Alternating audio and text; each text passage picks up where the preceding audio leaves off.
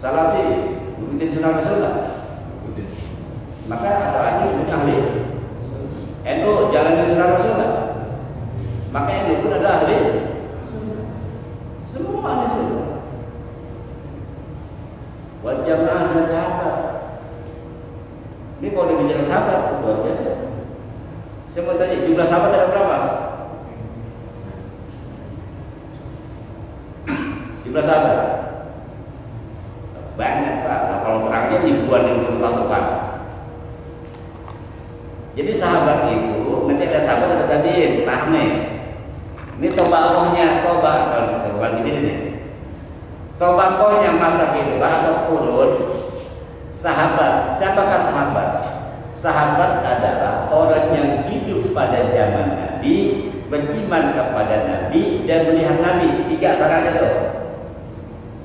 Jadi disebut nama sahabat, pertama melihat Nabi, yang kedua beriman kepada Nabi, ya, beriman kepada Nabi. Jadi sepasang Nabi. Ada orang melihat Nabi tapi tidak beriman, nggak bisa disebut sahabat. Contohnya siapa? Abu Jahal, Abu Lahab. Sejaman nggak? Ngelihat nggak? Ngelihat Abu Jahal, tapi nggak pulang pamannya. Nah, ada orang yang melihat beriman. Siapa? Abu Bakar, Umar, banyak ribuan. Jadi sahabat itu banyak Pak. Cuma kadang-kadang kita hanya mengenal beberapa sahabat. Ada juga orang tengah-tengah nih. Dibilang sahabat bukan, dibilang tabiin bukan. Siapa? Ada orang Pak beriman kepada Rasulullah, tapi tidak pernah ketemu sama Rasulullah. Uwais al-Qarni. Uwais al-Qarni itu kalau dibilang masa hidupnya dia sahabat. Kenapa? Hidup di zaman Rasulullah, beriman kepada Rasulullah. Cuman yang ketiga dia penasaran apa enggak lihat.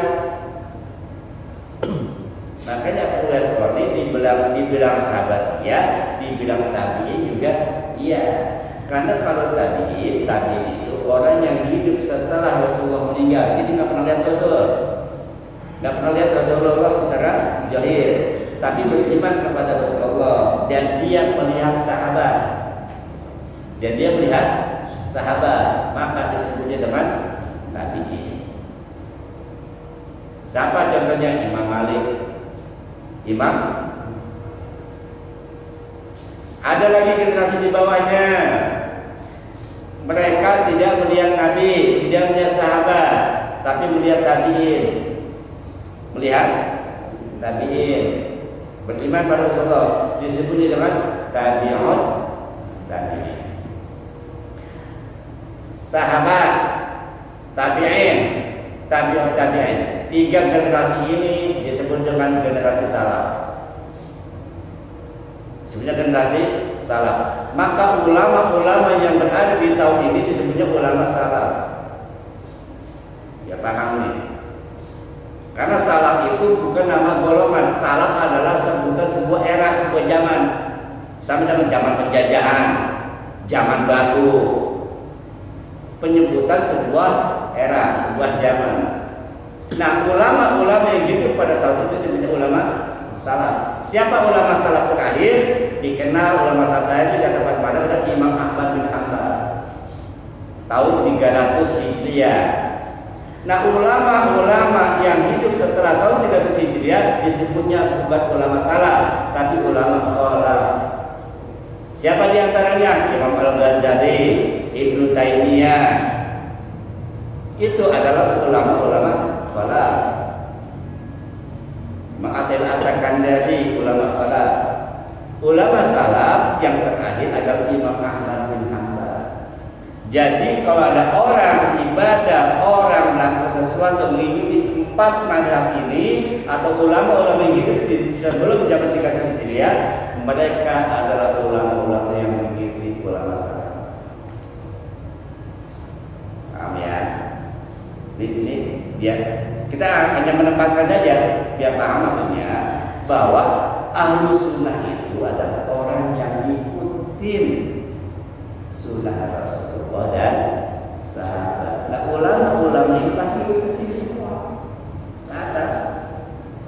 Sebenarnya dengan sanad, saya sholat ikutin guru saya ikutin gurunya, terus kan begitu. Itu sebenarnya dengan sanad. Makanya di beberapa ulama sanad itu jadi wajib.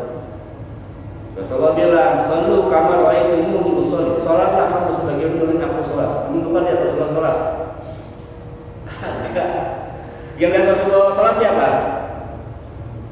Yang lihat Rasulullah salat siapa? Sahabat. Makanya tabi'in itu begitu salatnya melihat sahabat. Tabi'in salatnya ikutin ulama-ulama khalaf, begitu ulama-ulama generasi ke bawah. Jadi bisa dikatakan bahwa selalu kemarin itu lo kalau masalah lihat aja gimana cara dulu aja itu asasinya begitu. Kenapa? Karena kita tidak lihat Rasul. Yang lihat Rasulullah adalah generasi setelahnya. Nah, kita ini harus jadi sanad buat keturunan kita. Kenapa? Anak kita sholat kalau lihat kita sholat, kan gitu Pak. Ketika kita tidak sholat, anak kita pun juga tidak akan sholat. Karena begitu. Maka diajar dalam Al-Quran doa tuh supaya kita jadi ahli sholat. Allahumma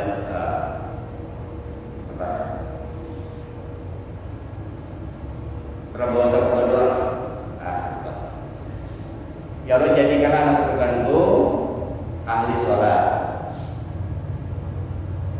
Rabbi kami muqimah sholat wa min dzurriyyati rabbana taqabbal. Wah, dan ini mana coba sih? Baik, ada lagi? Cukup. Ya, mungkin terakhir Ustaz. Nah, kan tadi bicara Ahlus Sunnah wal Jamaah. Kita udah kepedean nih ngaku Ahlus Sunnah wal Jamaah. Soalnya pas dihisab, kamu Khawarij ternyata gitu kan. Gimana tuh cara menghindari itu? Ya. Kembali lagi, ini jadi belajar. Dulu saya belajar ini namanya ilmu teologi. Ilmu teologi atau ilmu kalam.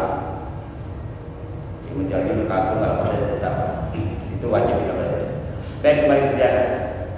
Khawarij itu siapa sih Khawarij? Nah, Khawarij itu adalah satu aliran yang nyimpang. Mereka itu berdasar Quran, ini pakai Quran, tapi cara menafsirkan Al-Quran itu yang ekstrim, itu yang banyak menyimpang. Kita sedikit aja. Jika bakal mana? Jika bakal yang Khawarij itu adalah ketika Rasulullah selesai perang Tabuk, selesai perang kan terjadi pembagian ghanimah. Ada sekelompok orang tidak puas dengan cara pembagian Rasulullah. Akhirnya dia protes ke Rasulullah, "Ya Muhammad, i'dilu." Ya Muhammad, adil dong. Gitu kan. Rasulullah ditegur, Pak.